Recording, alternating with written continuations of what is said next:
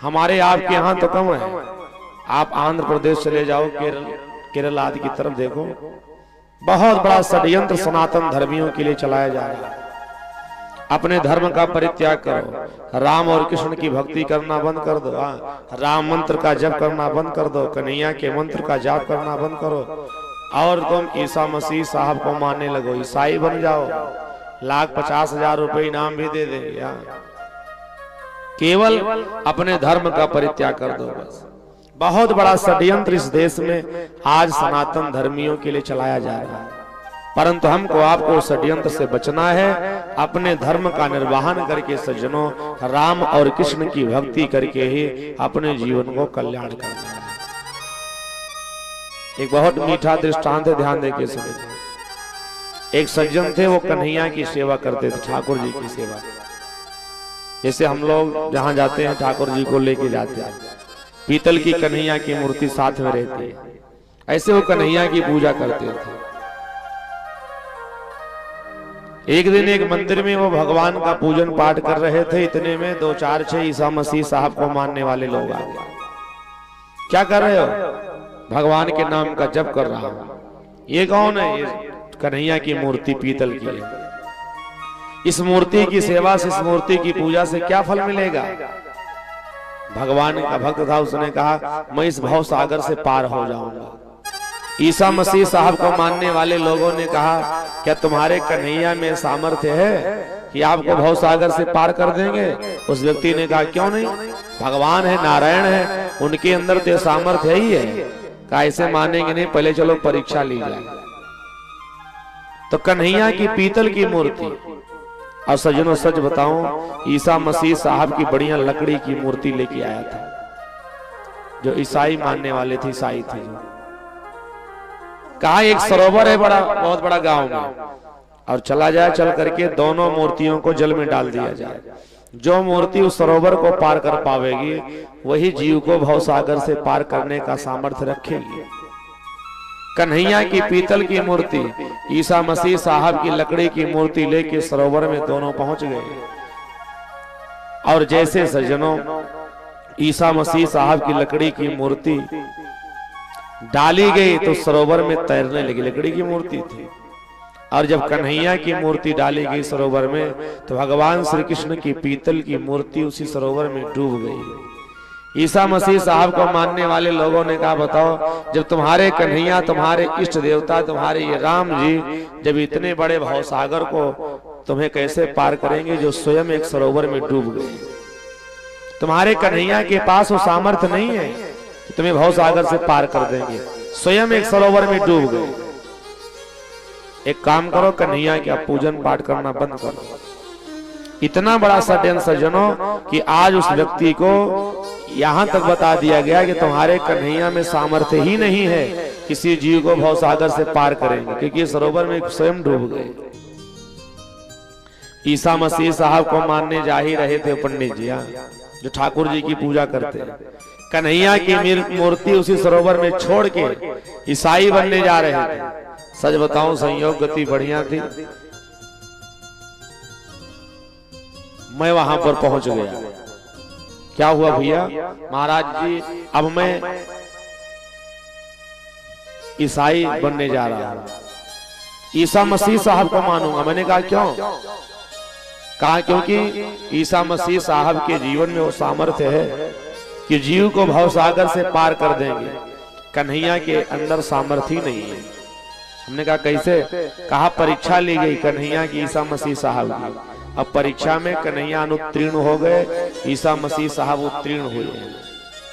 हमने कहा बताओ तो? कहा दोनों मूर्तियों को सरोवर में डाल दिया गया और देखो ये कन्हैया की मूर्ति जहां डाली गई वहीं डूब गई, और ईसा मसीह साहब की मूर्ति अभी तक तैर रही है। तो जो ईसा मसीह साहब इस सरोवर को तैर सकते हैं स्वयं, तो जीव को भव सागर से पार करा सकते हैं।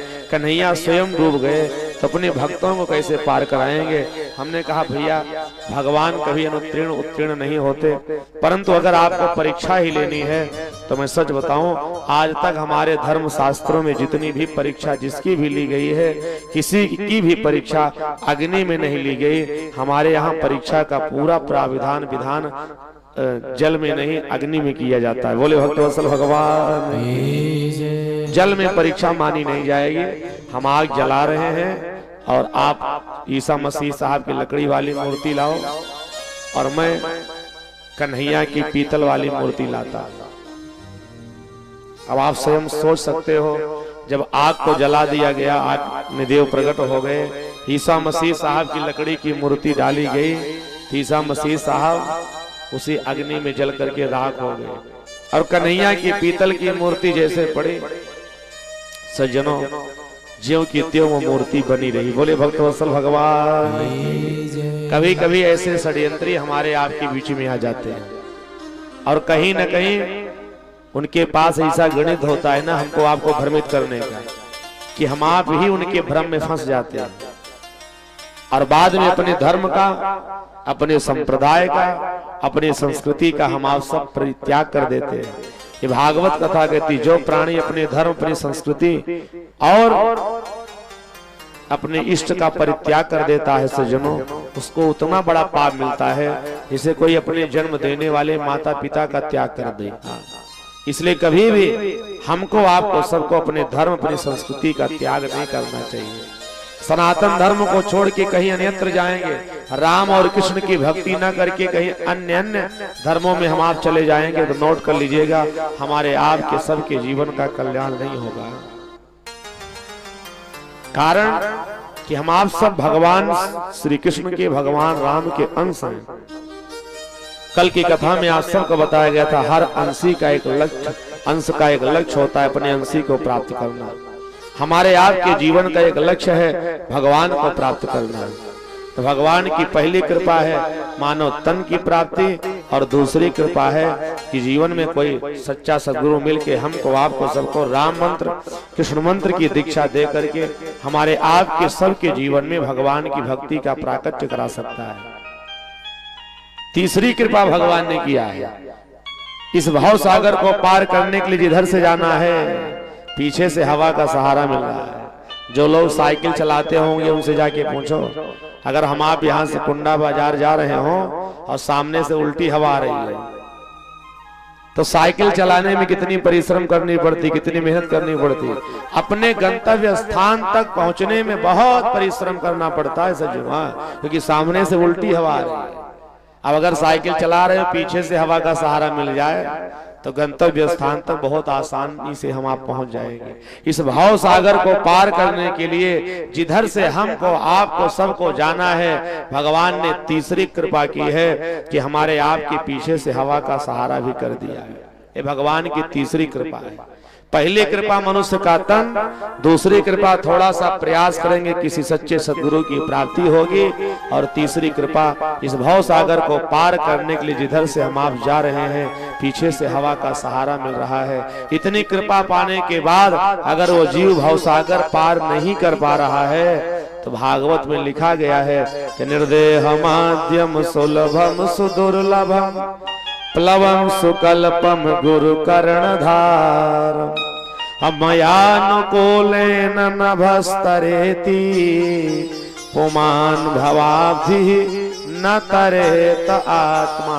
फिर आत्मघाती है, आत्महत्यारा है, अपनी हत्या स्वयं कर रहा है। ये मत समझ लेना कि अगर हम आप सब अपने स्वतः मृत्यु से मर जाएंगे तो हमारे जीवन का कल्याण हो, नहीं। भागवत में लिखा गया मानव तन पाकर के जो परमात्मा के परम पद को न प्राप्त कर लें, ऐसे संसार के जितने जीव हैं सब आत्मघाती हैं, आत्महत्यारे हैं, अपनी हत्या स्वयं कर रहे हैं। यही बात जो भागवतकार भागवत में लिखते हैं, यही पूज्यपाद गोस्वामी तुलसीदास जी ने रामचरितमानस में भी लिखा है कि जो न तरई भव सागर नर समाज यस पार ते मति मंदक मंदमती आत्मा गति हरि जा। गोस्वामी तुलसीदास जी महाराज कहते जो न तरई भव सागर नर समाज यस पाए। इतना बढ़िया मानव तन पा करके अगर भव सागर को पार नहीं कर पाते जो जीव, ते मति मंदक मंद मति, वो मूर्खों में महामूर्ख है। मति मंदक मंद मति और आत्मा गति हनि जा। वो अपनी हत्या स्वयं कर रहे हैं, वो आत्मघाती हैं, आत्महत्यारे हैं। इसलिए मैं आप सबसे निवेदन करूं, मानव जीवन का मात्र एक लक्ष्य है परमपिता परमात्मा नारायण को प्राप्त करना, और नहीं कर पाएंगे तो हम आप सब अपनी हत्या कर रहे हैं, आत्महत्या कर रहे हैं। इतना बड़ा पाप मिलेगा, फिर हमारे आपके जीवन का कभी कल्याण नहीं होगा। इसलिए आप सबसे निवेदन करो, इस मानव तन का सदुपयोग करके भगवान के भजन में, भगवान की कथा में लग जाए।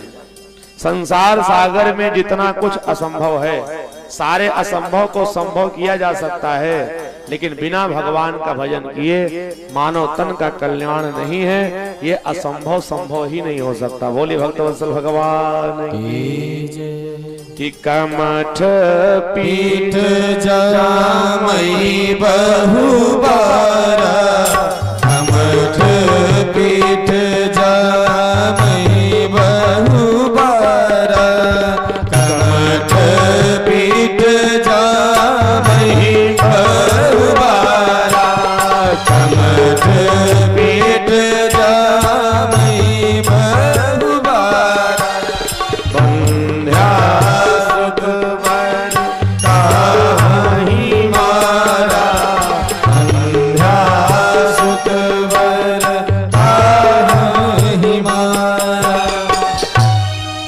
सज्जनों, दुनिया का असंभव है, कछुए की पीठ पर बाल नहीं होता और न भविष्य में होगा, परंतु गोस्वामी तुलसीदास जी महाराज कहते हो सकता है भविष्य में इतना बड़ा संभव हो जाए, कछुए की पीठ पर बाल उगावे, एक दो नहीं बहुत बाल हो जाए। कमठ पीठ जामहि बहुबारा, इतना बड़ा असंभव संभव हो सकता है। जो स्त्री बांझ है, जिसके कोई संतान नहीं, हो सकता है बांझ स्त्री के जीवन में कोई संतान भी जन्म ले ले और कोई पापी उस बालक का वध भी कर दे, भी असंभव संभव हो सकता है।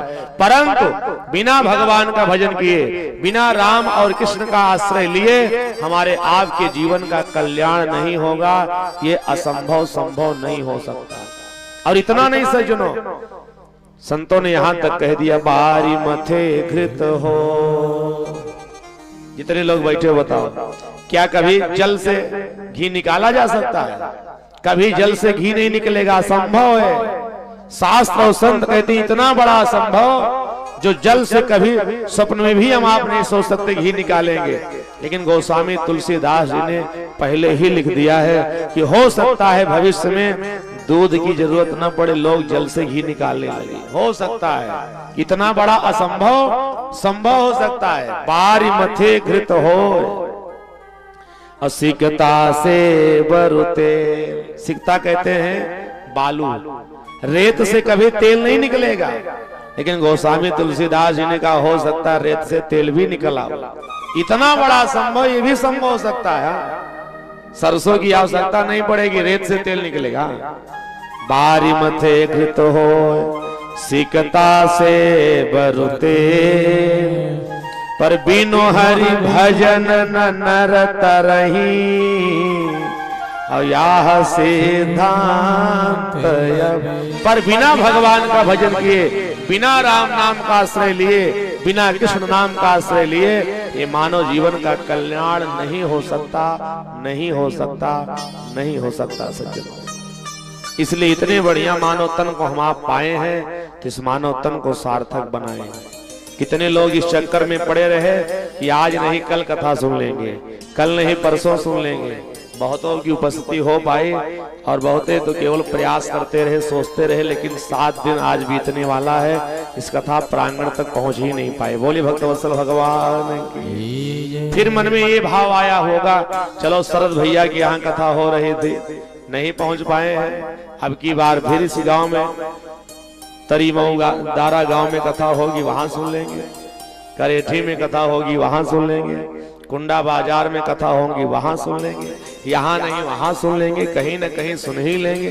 कितने बेचारे इस चक्कर में पड़े। बड़ा लंबा जीवन है, आज नहीं कल सुन लेंगे, कल नहीं परसों सुन लेंगे, यहाँ नहीं वहां सुन लेंगे। अभी कथा सुनने को क्या ज्यादा पड़ गई है, क्या सुन लिया जाए, क्या नहीं किया जाए, सुन लेंगे। बहुत लंबा जीवन है सज्जनों, आज नहीं कल, कल नहीं परसों, परसों नहीं नरसों का चक्कर नहीं पालना चाहिए। कि आज नहीं कल कथा सुनेंगे, आज नहीं कल मंत्र दीक्षा लेंगे, कल नहीं परसों मंत्र दीक्षा लेंगे, आज नहीं कल जप करेंगे। इसके चक्कर में जो पड़ता है हाथ मल मल करके पछताना पड़ता है। ऐसे जो मनुष्य हैं जो आज नहीं कल, कल नहीं परसों, यहाँ नहीं वहां का चक्कर अपने जीवन में पालते हैं, ऐसे लोगों को श्री व्यास जी महाराज संबोधित करते हुए कहते हैं सावधान हो जाओ। अरे मूर्खों, इसी तरह से एक भंवरा सोच रहा था जैसे हम आप सोचते हैं। बोले भक्तवत्सल भगवान की। भंवरा एक सोचता सोचता एक सुंदर कमल के पुष्प पर जाकर बैठ गया, पद्म पराग लेता रहा, फिर उस कमल के पुष्प से उड़ता उड़ता एक सरोवर में चला गया। सरोवर में जब पहुंचा तो सरोवर के मध्य में एक बहुत बड़ा कमल का पुष्प था, जाकर के बैठ गया। कमल के पुष्प का सज्जनों एक स्वभाव होता है, ध्यान देके सुनेंगे। स्वभाव यह होता है जब कमल की पंखुड़ियां जो खिली होती है ना, जैसे सूर्य अस्त का समय होगा कमल की पंखुड़ी अपने आप स्वतः बंद हो जाती है, और जैसे सूर्य उदय होगा सूर्य उदय के साथ साथ कमल की पंखुड़ी अपने आप स्वतः सजनों आज वो खिल जाती है।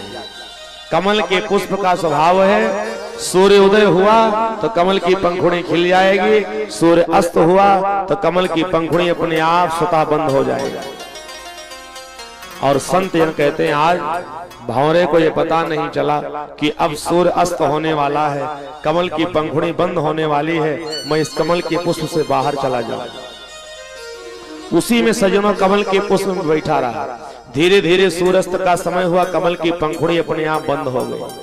भंवरा अब कमल के पुष्प के अंदर बंद हो गया है, कैद हो गया है, और सोच रहा है कि जैसे रात्रि आई है ऐसे रात्रि चली जाएगी, और भविष्य में कुछ समय के बाद सूर्य भगवान का उदय होगा, और जब सूर्य नारायण उदय होंगे तो कमल का पुष्प पुनः खिलेगा और मैं इससे बाहर निकल जाऊंगा। भंवरा यही विचार कर रहा था, परंतु शास्त्र और संत कहते हैं ऐसा कुछ हुआ नहीं। रातिर्गमिष्यति भविष्यति सुप्रभातो अभास्वानुदेश्यसि हसिष्यसि पंकजश्री इत्थं विचित्रयत कौसगते दुरेफे।